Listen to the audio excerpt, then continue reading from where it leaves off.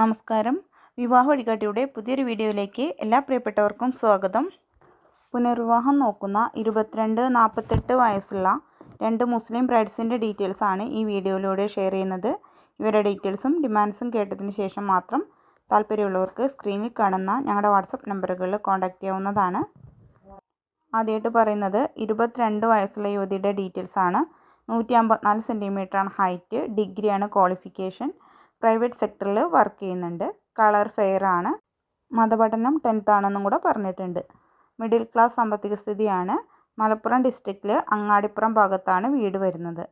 ഇവരുടെ family father mother ബ്രദറും സിസ്റ്ററൊക്കെ ഉണ്ട്. ഇവർ ഡിമാൻഡായിട്ട് പറയുന്നത് മലപ്പുറം ഡിസ്ട്രിക്റ്റിൽ വരുന്ന പ്രപ്പോസലുകളാണ് മെയിനായിട്ട് പ്രിഫർ ചെയ്യുന്നതെന്ന് അറിയിച്ചിട്ടുണ്ട്.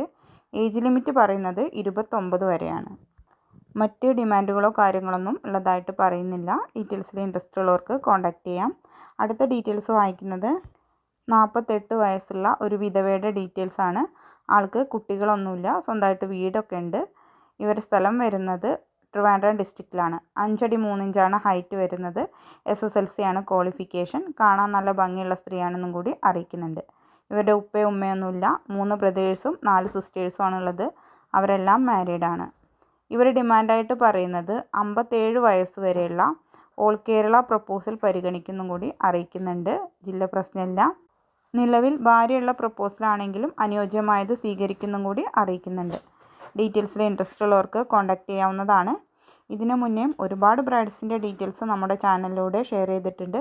കണ്ടിട്ടില്ലാത്തവർ അതും കൂടെ കണ്ടു നോക്കണം. ഞങ്ങൾ വഴി വിവാഹം നോക്കാൻ താല്പര്യമുള്ളവർക്ക് ബയോഡാറ്റയും ഫോട്ടോയും നിങ്ങളുടെ ഡിമാൻഡ്സും സഹിതം അയച്ചു തരികയാണെന്നുണ്ടെങ്കിൽ അനുയോജ്യമായ പ്രപ്പോസലുകൾ അറിയിക്കുന്നതായിരിക്കും. വിവാഹമായിട്ട് മുന്നോട്ട് പോകുമ്പോൾ കാര്യങ്ങളെല്ലാം 2 കൂട്ടരും നന്നായി തിരക്കി അറിഞ്ഞതിന് ശേഷം മാത്രം വേണം മുന്നോട്ട് പോകാനായിട്ട്. പണമിടപാടുകളോ മറ്റോ നടത്തുന്നുണ്ടെങ്കിൽ നിങ്ങളുടെ സ്വന്തം ഉത്തരവാദിത്വത്തിൽ മാത്രം ചെയ്യാം. ഞങ്ങളുടെ സ്ഥാപനത്തിൽ അതിൽ യാതൊരുവിധ ഉത്തരവാദിത്വം ഉണ്ടായിരിക്കുന്നതല്ല എന്നും കൂടി അറിയിക്കുകയാണ്. പുതിയ ഡീറ്റെയിൽസായിട്ട് വീണ്ടും വരാം. Thank you for watching.